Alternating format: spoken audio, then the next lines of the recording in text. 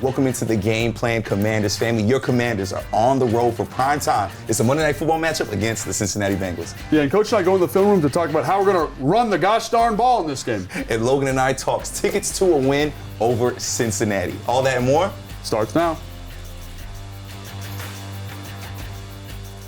Welcome back into the Game Plan Commanders family. Welcoming in our fearless leader, head coach Dan Quinn. First things first, congratulations on your first win as the Commanders head coach. First home game as well, man. How great was that environment and getting that win at home? Yeah, it was really cool, man. I really wanted that for the players, and then to also have it be a division win at home and have that first experience with them as a division win. It was awesome, man. It was really cool to have the locker room and be in that. It was awesome. Coach, obviously, like, momentum's a thing they talk about at the lower levels of football. You've coached football for a long time. Do you find that's also something that happens with NFL teams, kind of getting a win and then you can kind of parlay it into another one? I don't know if it's momentum I may use, but sometimes a team that's new and building together, there's probably a confidence element that goes into that because you have to keep improving and keep working. And so progress doesn't happen like it happens in these big bursts. So like, another jump will happen, another jump will happen. And so we just got to keep working that. But I do think there's some momentum. I do think there's some confidence that does get when you get the wins, and you have to make sure you're continuing to improve upon those. And Coach, moving forward, prime time, Monday Night Football, you will be taking on the Cincinnati Bengals out in Cincinnati. Now, they've all to a slow start, but they showed signs of their old self against Kansas City. How do you slow down this high-powered offense, particularly Jamar Chase? Yeah. Both Joe, they've got a really explosive offense. They have a unique combination, talking about with Joe, not only is he accurate and can process quickly and put it to the right spot, he's also tough as nails. And so you've got to rush, you've got to be able to affect a quarterback like him. So you can't, have those decisions, as quickly and as easily to go. But we know it'll be a fight, but we'll be ready for that as well. And Coach, you talk about, kind of the rush plan to kind of, with Joe Burrow, you probably got to do a million things. You probably got to change coverage structure. You got to probably rush well. Like, is there something specifically with him you're like, man, we just got to kind of pull everything on the table for him because he's such a talented football player? I think you have to make sure, one, we have to do what we do well. If you go into a game plan and doing things you're not accustomed to or not ready to do, that could backfire on you as well. So, number one, having disguises, that is part of what we do and how we play, showing one thing, playing another, and then having the ability, to win on third down. I think that, Logan, is going to be one of the real factors in this game, to give the ball back to our offense to get into that space, because if they're able to continue to convert on some third downs, that's a hard place to keep going in that way. Yeah, and, I was talking to some fans recently, and they were like, Jamar Chase is so good, why don't you just bracket him the whole time? And, you try to explain it, but I'm not a super intelligent defensive guy. But can you explain to a fan why it might not be a good idea to bracket Jamar Chase every play? So if you bracket somebody in and out, in other words, let's say, we were going to bracket you. Yeah. That's good for that. You wouldn't do that in real life, but but for this exercise, we will. That's what you'd call like an in and out. Yeah. And so where you could be vulnerable on that is straight through. And so now you go take a vertical shot and you're expecting them to go in and out. And so a bracket's really good for like the low red zone where you have, the 12th defender who is the goal line behind you. That's a good thing. When you're out in the middle of the field, you can't quite do it in that same fashion. So sometimes a double team in that one might be a high-low. And so can you rip somebody across? So it's not just as easy as, hey, put a double team on them. And sometimes when a player's outside, you can play zone, but get your hands on somebody. So it's more the disruptive thought. And oftentimes, Logan, a double or a bracket or, the things you're referring to can also force a throw, to go to another player. And you've got to stand up strongly against them as well. And Coach, I've got to imagine the interior pass rush is a huge part of success for us against the Cincinnati Bengals. How do you scheme to get Daron Payne and Jonathan Allen going in this game? I think you have to create some passing opportunities also. Because if you're on first and second down, there's some runs, and play passes are a lot like runs. So, like, for instance, when you're selling a hard run play action fake, there's 4 sets of hands on Daron and John. And so that's different. That's a hard, you're getting double teamed essentially. But when you are in longer passing and more obvious passing scenarios, now you can get vertical and find some one-on-ones and some matchups. So that's why I think it's going to be important to create some passing scenarios. That way these guys can get vertical and do their thing. But if it's in the smaller neighborhoods, they do their scouting too. That they don't let these players ruin the game, and so we've got to also win around them.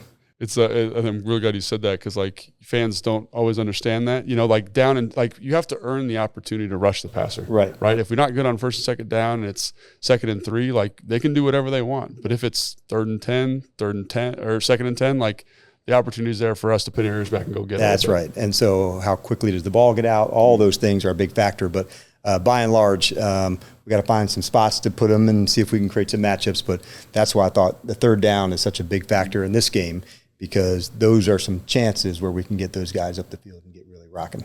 And a big part of slowing down this offense is playing complementary football and controlling the ball offensively ourselves. How do B-Rob and Austin Eckler help in that?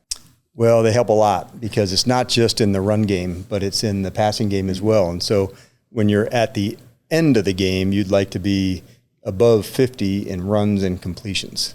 And so in the last game I think we were at 58. And so if you get to that spot, you're now controlling some time of possessions because of the runs, because of the completion. So if you were defending us and you played a really light box and you were going to defend all the receivers, you may lean on the runs more, so the runs might be higher. If somebody was really hell-bent on, down in for the run, there might be some opportunities for some quick game and completions to move the ball down the field. So having a balance is really the most effective way to control the time of possession. Because if you're just one way only, all drop back pass or all run game, those can be stopped. But when you have the element of both, that's when, if you find that sweet spot, that's the secret sauce. Yeah, absolutely. And the other thing I find interesting is like when you look at Kansas City, they were able to run the ball pretty effectively against Cincinnati, but it's NFL football. You know what I'm saying? Like they're going to come in with a plan. Like how do you anticipate what they're going to do, and not kind of overreach yourself and kind of get out of what you want to do well? Number one, Logan, you always have to be ready to adjust. And so if you have balance, then you can. They're playing a certain way. Like nobody waits till halftime to, make halftime adjustments like those. If you're waiting until then, you're going to get your ass kicked. You have to be able to adjust quickly. Hey, they want to play a certain way. There's more blitz this game. There's less blitz. There's loading the box. Those are the things that you want to keep track of, especially early on. And sometimes just by the uniqueness of your play, you may force, somebody to adjust differently. And so that's a little bit of the coaching that goes on each week in the NFL. Just because what you did one week doesn't mean it's, going to be as effective. You have to be able to adjust. And so having balance in the run game, the play pass, those are really big factors. And to get that run game going, of course, Coach, you got to get first downs. Jayden Daniels is a big part of that. Talk about his growth and what you want to see from him in week 3. Well, one, I love his demeanor on the sideline. If you could have been down there right when he's about to take the field, for our last drive that ended up being the kick for a game winner, man, like one about wanting to get on the field and go for it, and in this poise that he has. And so that's a great feeling to know that your quarterback in that moment isn't jittery. What's the call? Or man, he was like absolutely ready to go rock. So we all have a lot of confidence in him because of all the work that he's put in. So it's a really big deal. Have you seen anything like that before? The younger player with that kind of maturity is really rare. And he just has a great poise about him in these moments. He enjoys the competing. He's a really relentless competitor, which I love, but he also has the joy of that, of playing and competing and doing it. And so he's going to continue and improve. This has only been his second game. And so sometimes outside the pocket, is he going to want to take a shot down the field now? He can. But you do have to be in those experiences to learn them. And it's excellent that he is continuing to improve as we're going. Yeah, and you said he's a competitor, and it's fun to watch him every week because, like, the way he runs, the way he plays the game, it's evident. He wears it on his sleeve. But I think he's got an interesting competitive challenge with Lou Anarumo this week. He's a guy that when I watch him, he seems to kind of try to take away what you do well. Like, how do you get Jayden ready for some of these unscouted looks that Cincinnati's probably going to present? I know he studies hard, and I know that's a big part of it. And they are I've got a lot of respect for Lou and how they play. He's been just really consistently good.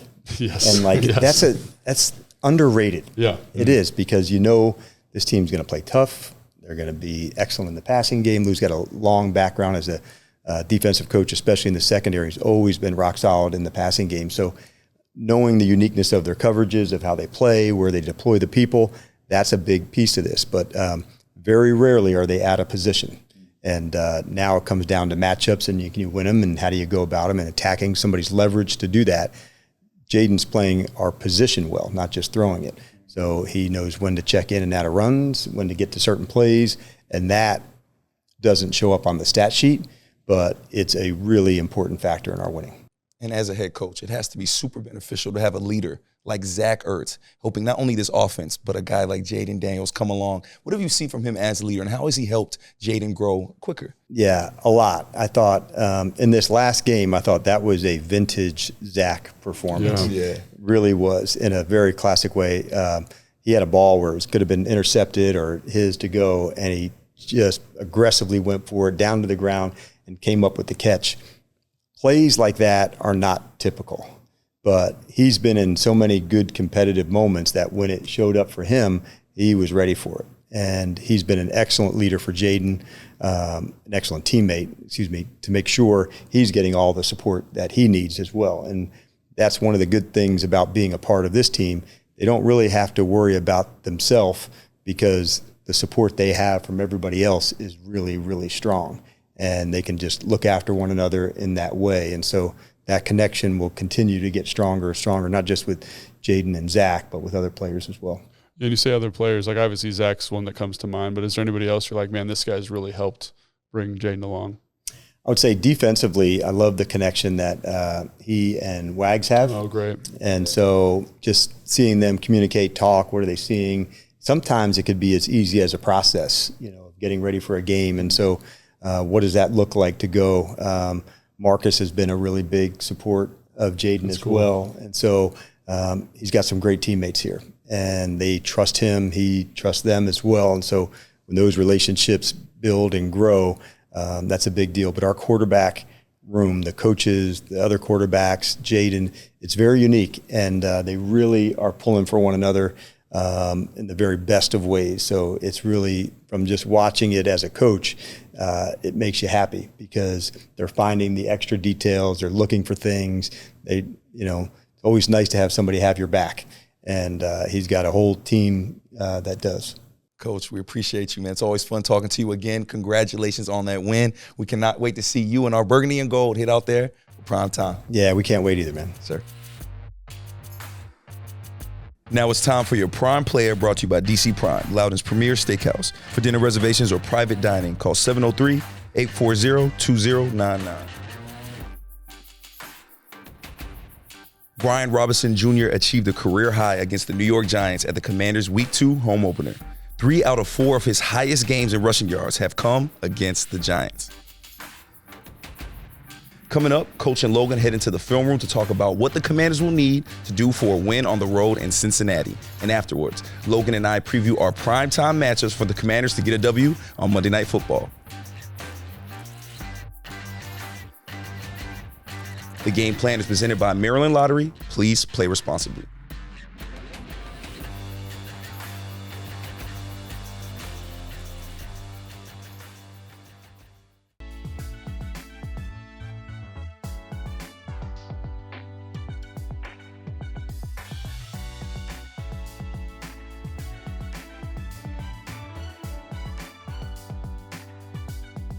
Time to go inside the film room, brought to you by the Maryland Lottery. Please play responsibly.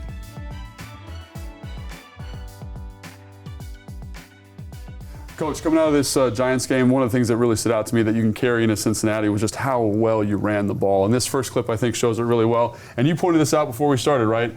To have a good run game, you need to get into good looks. And when you have a quarterback that can check into it, I think that's really special. Yeah, this was a third down play. And so if you see a linebacker removed from the box, knowing there's a long distance to go, but you give yourself a chance to go get it. And I thought after the check, then Austin did the rest of an outstanding, just violent cut to make a guy miss. Yeah, absolutely. And I look at this and I say, man, they got 1, 2, 3, and there's another guy over here. So they got to push this, right? That, as a defensive guy, you understand that I'm pushing over here. And when I see, Coach, there's very few times you'll ever see this much grass in the NFL. Great job identifying the look. And like you said, Austin just does a fantastic job here. He's got some juice, man. Yeah, like, no how old is he? He's hesitation. 30 years old. Like, that's an amazing play. Great Yeah. job by him. Yeah, nice deuce up to the backer Yeah. and staying aggressive with it, and then up to him, man, to make some extra stuff come. But that Yeah. cut, that speed to go, that's an awesome play. And for such a small guy, he's got tremendous lower body power. And I just think about how that translates to a team like Cincinnati, just getting downhill, getting after it. Pound for pound, he is definitely one of our strongest players. Yeah, and then the other guy, kind of the thunder lightning combination, whatever you want to call which, Brian Robinson did a great job in this game as well. But this play is so fun to me because it's different schemes, right? We're pulling guys, we're getting guys to different matchups. And you pointed out something here, Coach. I don't really understand. You said there's some movement on the O-line, and the guard picks it up. So I thought, what a cool play on a trap for, you see the Pirate and a defensive tackle going inside. So for Sam Cosme, who's trying to get outside to pull the guy, bring him back inside, you can see the crease that happens here. Zach gets up onto the safety with a crack, and now you got space to crack replace for the corner, and you get Brian one-on-one on a corner. What a cool play. Yeah, that crack will place because he's matching Zach. You're going to kind of create a window just by him taking a good angle here to second level. Nice physical down, and again, for a big man, he moves so well. Yeah, you know what I mean? It was awesome to feel his energy also on the sideline, Logan. He's such a tough competitor that he wanted more. You could feel that smile, that energy, so it was very fun. And again, Cliff, I got to give him kudos, right? He just did such a great job of making sure that you're running into light box. There's one linebacker in there. You guys have 6 blockers in here. This is a matchup that favors the O-line, so scheme, formation, all that stuff piling together. It's just so great to see kind of the nuance here, because I think people say, oh, it's the spread offense, but there's detail in here, Coach, which is great to see. So yeah, let's talk about this one. This is maybe my favorite run of the day, and there's not a lot of technical stuff here to say, Coach. Just dudes getting after it, right? Yeah, sometimes a little mano is okay, and I think when you just talk about the physicality of John there and trying to create some space and work a defensive end down, they're obviously going all out, trying to be aggressive. This is a short yardage play, so designed to go inside, but this B-Rob kind of just absolutely being a dog. Now it's time to go into finish time, and the blocks by Luke and by John give us a chance to go get it. And then good ball security, too. And I was going to say, like, it's really cool to see these guys staying so square on these, because if they're not square, these guys can get off and make the tackle. But, kind of running the backs there, keeps the legs turning. This DB, I don't know, man. That's a bad down right there for this guy, Coach. I don't know what we're doing there. It's a hard matchup. And then the finish, and again, probably say, man, we got to run some more splits with Chad, but we'll get that taken care of. But great to see that finish there. And then this is another one. They run the ball so well. Austin with the movement skills, B-Rob with the physicality and the vision. And people see this play here, and we're going to get a nice little, kind of what a bang 8 here is what we're going to call it. Great completion, obviously, and love the poise by Jayden Daniels. But I look at that and I say, man, like, that doesn't happen without the running back. And people say, what are you talking about? And I say, they're bringing a blitz here, Coach. Yep. And I just love the physicality, not only as a runner, but to protect the quarterback, step up here and create a good pocket. Yeah, one of the terms you'll hear us talk about running backs is their toughness with and without the ball. And this is an example of that, of stepping up, of making the block, because if now they're going to bring a 5th player into the rush, that protection has to be on point for Jayden and Noah to connect on this. They're giving up a zone as they're coming down to go, so we've got to be able to take advantage of it. But toughness with and without the ball, I think what a great example of that by Austin on this play. And it's one of those things, there's an urgency to get up there, Coach, like an eagerness, Yes. And if he waits a second, we lose the depth of this pocket and we can't make the throw. So it's really great to see both those guys working so well together. Yeah, they are. They're really fun to coach too, because they both bring a lot to the team. Great teammates make great teams, and these two guys are great teammates as well. It always helps when they're great players too. Coach, You got can't that wait to right. see these two guys, run the ball down Cincinnati's throat this week. Always great to hear what Coach and Logan have to say in the film room. Gear up for game day with our Commanders coverage. At 6:30 p.m., B. Mitch Santana and myself share in-depth analysis on the Commanders and a live look into their warm-up. And immediately after the game, we'll be back live to share our reactions to the game as well as hear coach and player press conferences. You won't want to miss all of the great analysis and live looks on Facebook, X, and the Commanders YouTube page. Stick around, Commanders family, because Logan and I will be right back to give you our must-watch matchups against the Bengals on the Game Plan.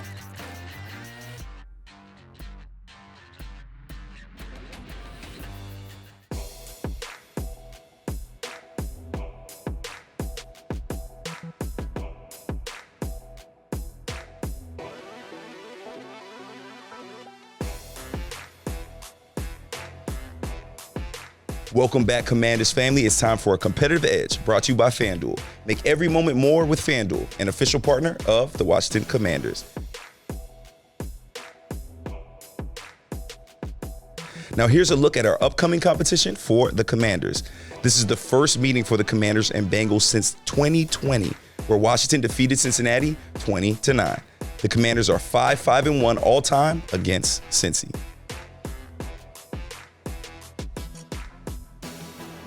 Commanders family, I have great news for you. We have Commanders content going out every day this week. We have podcasts, shows, press conferences, and so much more. Be sure to subscribe to the Commanders YouTube page and turn on the bell so that you get notified every time we post. And don't forget to buy your tickets to see head coach Dan Quinn and your Commanders play at home for their Week 5 matchup against the Cleveland Browns on October 6th at 1 p.m. You can find them at commanders.com.